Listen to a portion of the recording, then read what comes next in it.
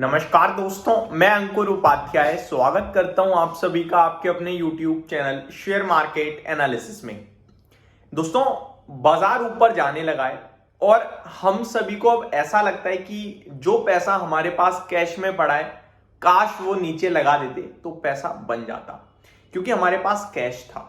Interest में अगर आपके पास कैश नहीं होता, स्टॉक्स होते ना, तो आप सिर्फ यही कहते कि बाजार तो ऊपर आ गया लेकिन स्टॉक्स तो आए ही नहीं, स्टॉक्स तो मेरे लॉस में ही है, मेरा शेयर तो वहां आया ही नहीं जहां से गिरा था। तो यहां दो तरीके के लोग हो गए हैं इस समय मार्केट में। एक वो लोग जो पोर्टफोलियो लेके बैठे हैं, एक वो लोग जो कैश लेके बैठे हैं।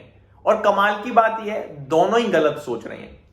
जैसे कि जो कैश वाला है वो ये सोच रहा है, मुझे पैसा लगा देता ना अगर मैं वहां पे 24,000 जब निफ्टी था तो मेरा बड़ा पैसा बन जाता, क्योंकि 24,500 हो गया, अभी 24,700 की बात तो हम खुद कर रहे हैं।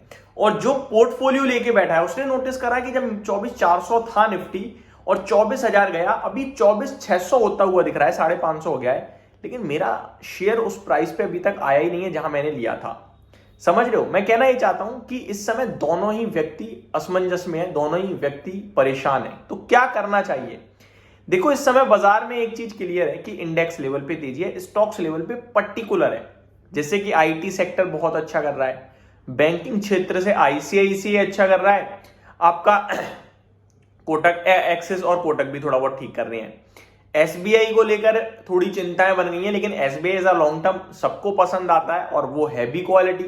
वहां गिरावट में अपॉर्चुनिटी लगती है, मैंने काफी बार डिस्कस भी किया है आपके साथ। वहीं दूसरी तरफ एचडीएफसी बैंक जो है ना, वो एक मतलब जो कहते हैं डार्क हाउस वो बना पड़ा है इस समय।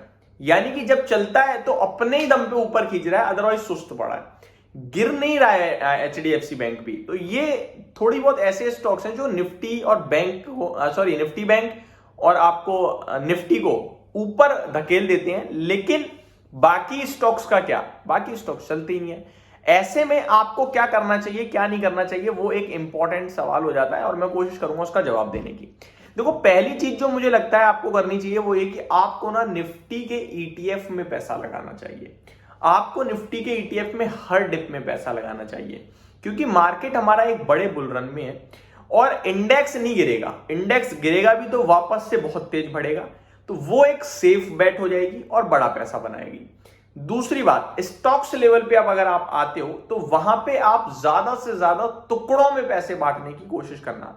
मान के चलो मेरे पास 100 रुपए हैं और मेरे को कोई स्टॉक अच्छा लग रहा है उसके फाइनेंशियल वैल्यूएशन के दम पर, तो मैं 100 में से 50% अगर लगा भी देता हूं एक बार में, क्योंकि मेरे को अच्छा लग रहा है। अभी 50 रुपए लग गए, बचे हुए 50 को फिर से आप दो भागों में बांटोगे, 50-50।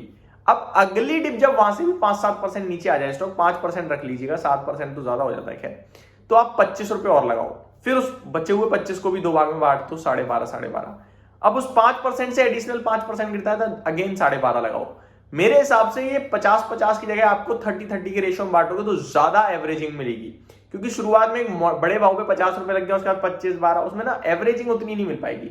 लेकिन 30 रुपए लगाया, फिर 20 रुपए लगाया, फिर 15 लगाया या फिर 30 लगाया, वो आपको एवरेजिंग ज्यादा अच्छी दे देगा।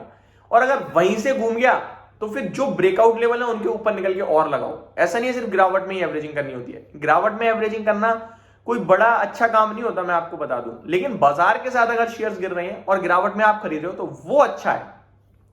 तो मेरे हिसाब से पहली प्रेफर्ड पिक आपकी जो होनी चाहिए वो होना चाहिए निफ्टी का ईटीएफ या कोई और ईटीएफ आप देख सकते हो।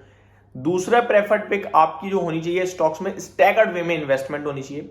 और तीसरा जो सबसे ज्यादा इंपॉर्टेंट है वो है आपका माइंडसेट। आपका माइंडसेट ये होना चाहिए कि मार्केट गिरेगा तो मैं लगा लूंगा और मार्केट अभी गिर सकता है, ये माइंडसेट होना बहुत जरूरी है। ये जो बाउंस बैक उछाल है ना, इसमें आपको यार लगा देता सही रहता, बाजार तो कभी नहीं गिरेगा, ये लगा के ही बैठ जाऊंगा वही सही है, और सारा इन्वेस्टेड हो गए, तो वो गलत हो जाएगा। क्योंकि मैं वापस से कहना चाहूंगा, इंडेक्स बढ़ा है, स्टॉक्स नहीं बढ़े हैं, और स्टॉक्स नहीं बढ़े हैं इसका मतलब बाइंग नहीं बन रही है, पार्टिसिपेशन नहीं आ रहा है हर एक जगह से, गधा घोड़ा नहीं चल रहा है, सिर्फ और सिर्फ हाथी चल रहा है, जो दिग्गज है, जो लीडर है वो चल रहा है। तो ये चीज हमें समझनी होगी। तो ये मैं आपसे सिर्फ कहना चाहता हूं कि अगर पैसा लगाना है तो ऐसे लगाओ, और अदरवाइज आप कैश में बैठे हो तो भी गलत है, थोड़ा बहुत लगाना पड़ेगा आपको मार्केट में रहने के लिए, रुकने के लिए। ईटीएफ में लगाओ निफ्टी के, बेस्ट रहेगा। बाकी पैसे को आप चाहो तो कैश में रख सकते हो, क्योंकि इस समय बड़े बड़े इन्वेस्टर्स कैश में आ रहे हैं यार। म्यूचुअल फंड में आपका पता ही है कैश में पड़ा है, वॉरेन बफे साहब कैश में आ रहे हैं। ग्लोबली चिंताएं हट भी रही हैं, घट भी रही हैं, बट ठीक है, जो भी हो रहा है चीजें ऐसा नहीं हो रही हैं कि तोड़फोड़ वाली तेजी है। रशिया आपका इजराइल ईरान चल ही रहा है, तो थोड़ा कैश में रहना भी बहुत अच्छी बात है। ये मेरी तरफ से आपके लिए डिटेल्स थी, होप आपको सारी चीजें समझ में आई होंगी। Thank you so much for watching this video. Have a great day guys.